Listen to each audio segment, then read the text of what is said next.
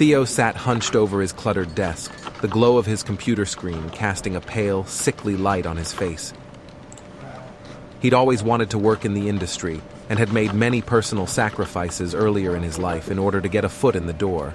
But now, 6 years in, it feels more like a never-ending nightmare as he trades his autonomy for a wage that keeps him rooted in his lifestyle and rented basement apartment. He stared at the latest email from Martin, his new boss. Martin had joined the company 3 years after Theo, and because of the after-hours drinking relationships he'd strategically forged with the higher-ups, Martin had effortlessly leapfrogged Theo into the art director position.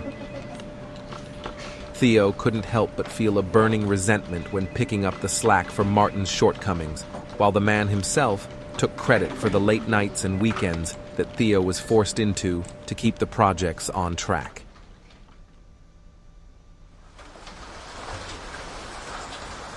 One gloomy day, as rain battered against the office windows, Theo and his co-workers were summoned to a meeting room. The air heavy with tension as the HR reps delivered the news with all the grace of a sledgehammer. All 12 of them were being let go due to company restructuring. Their email accounts had been deactivated. Requests to speak to management or remaining co-workers were denied, and their personal possessions were being packed into cardboard boxes. Severance checks and reference letters were handed out like consolation prizes before they were finally escorted from the premises, like criminals.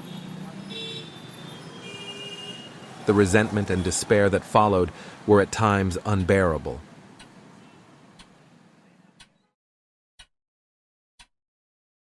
Theo was now left adrift, rewriting his resume and scouring LinkedIn and other job-seeking platforms, which seemed to only offer minimum wage positions or portfolio-building opportunities that offered no pay at all.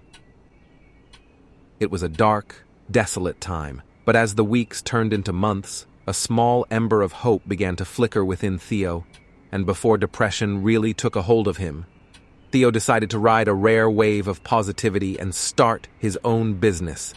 He learned new AI digital technology and incorporates it with his years of real-world graphic design experience.